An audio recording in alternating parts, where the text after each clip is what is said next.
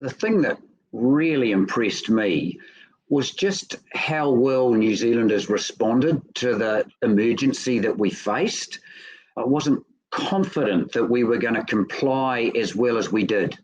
And yet I just thought it was a fantastic sort of call to arms almost about how people did throughout society too. I think that was the really impressive thing. Everybody did their bit. And so when we really put our mind to it, I think it shows what we can do collectively as a nation. It shows how unified we can be. I've seen in some quarters that some people have said, oh, we were over compliant. How on earth do we all just agree to do things? And yet I think it's something to be proud of personally, because I think it shows that if we really are singular in our view about how we want things to be because of whatever the challenge or vision might be, that we can do it. And so I think that was a massively positive aspect of the whole thing. Do you think there have been some positive lessons to come out of this COVID experience? For instance, we might be more united as a nation when it comes to working towards our climate change goals. It's whether or not we can actually lock in some of those behaviours for the longer term as to whether we're going to see ongoing change from it. The issue for me is that we all reacted extremely well to what was clearly an emergency. And the question is, are enough people seeing the climate change issues sufficiently as an emergency? And my view on that is probably no, because it's a creeping phenomenon rather than an instantaneous issue that COVID-19 rapidly became. So we responded and have responded to the health side of it extremely well. But when something's more creeping in its nature, I'm just not quite sure whether we would be as determined to face the challenge and deal to it. So looking to the future, what is your vision for energy use? There are great examples of where we are leading, and our use of renewable energy, for example, particularly in our electricity supply at around 85%, is right up there. There's only Iceland and Norway who are ahead of us. So we're ranked third in the world for our electricity generation profile around renewables. And the other one is clean and clever. We need to be smart about how we use energy. It doesn't mean going without, it just means being clever about how we use it. Don't use more than we need to, know how we can use it efficiently, and when we are going to use it, seek to use renewable sources of supply wherever we can. So to get to that point, Andrew, what investment or infrastructure is required?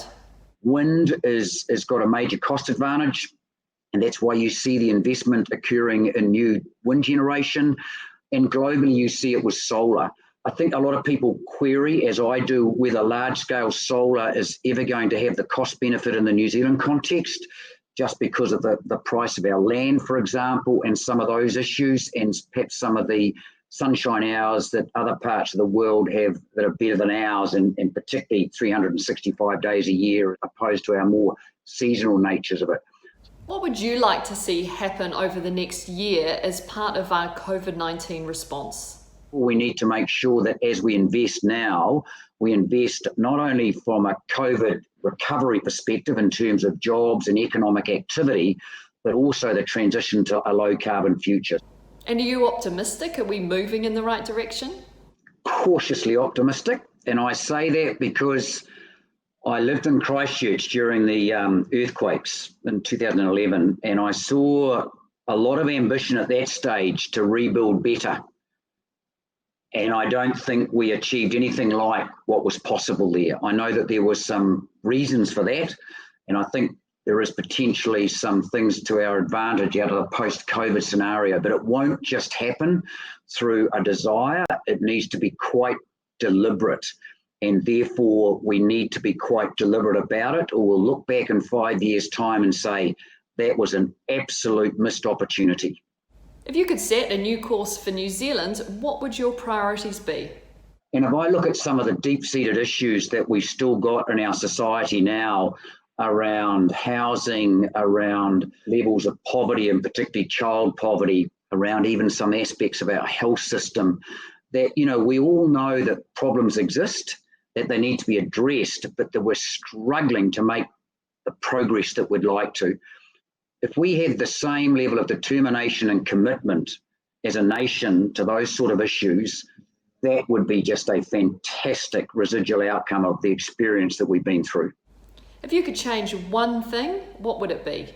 I think it would be more for our political system to work collectively on the issues that they all know are important and have as part of even their manifestos to address and deal with. More cross-party collectivism, as I would describe it, to address our deep-seated, challenging issues that our society is crying out to have addressed.